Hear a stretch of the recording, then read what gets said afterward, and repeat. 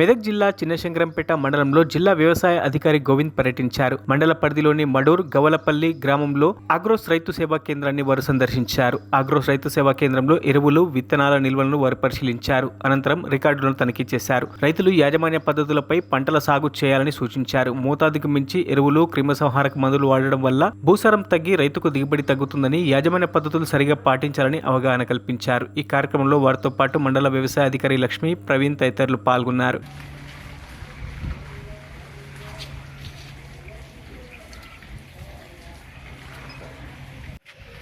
ఈరోజు శంకరంపేట మండలంలో ఈ ఫర్టిలైజర్ ఇన్స్పెక్షన్ వెరిఫికేషన్ సిస్టమ్ ద్వారా ఒక 5 షాపులు మాకు రావడం జరిగింది వెరిఫికేషన్ చేయడానికి.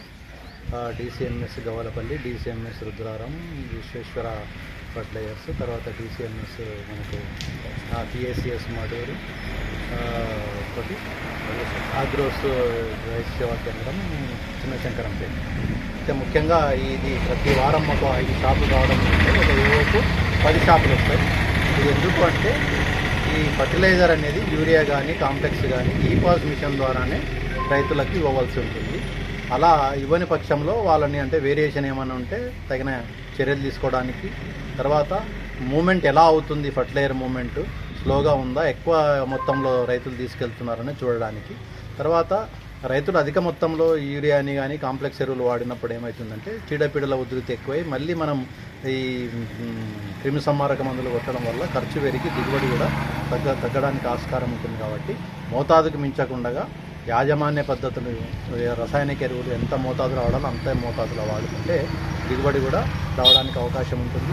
రైతులకు కూడా మా సలహా సూచన ఏంటంటే మీరు వచ్చేటప్పుడు ఆధార్ కార్డు తీసుకొని వచ్చి మీకు తగినంత మీ ఎకరానికి 2 బస్తాల యూరియా, 1 బస్తా DAP, లేకపోతే 2 బస్తాల యూరియా, 2 బస్తాల కాంప్లెక్స్ ఎకరానికి మస్తు అవుతుంది. అవి తీసుకున్న తర్వాత అంతకు మించి ఎక్కువ వాడితే ఏమైందంటే మనకు ఎక్కువ ఈ చీడపీడల ఉధృతి కూడా పెరగడానికి అవకాశం ఉంటుంది. అలాగే మానిటరింగ్ అంటే ఈ ఈపాస్ మిషన్ ద్వారానే మనం సేల్స్ కండక్ట్ చేయాలి. ఇది మనకు ఢిల్లీలో ఉన్న మినిస్ట్రీ కూడా వాళ్ళ డాష్ బోర్డ్లో చూడొచ్చు. ఈరోజు ఈ DCMS గవలపల్లిలో ఎంత స్టాక్ ఉంది, ఎంత అయిపోతుంది అనేది వాళ్ళకు సమాచారం ఉంటుంది. కాబట్టి దాని ప్రకారంగానే సేల్స్ జరగాలి. అట్లా జరగని పక్షంలో వాళ్ళ మీద తక్షణ చర్యలు తీసుకొని లైసెన్స్ కూడా సస్పెండ్ చేయడానికి వెనుకాడమని ఈ సందర్భంగా అందరికీ తెలియజేస్తున్నాం. మరిన్ని అప్డేట్స్ కోసం మా ఛానల్ని సబ్స్క్రైబ్ చేయండి.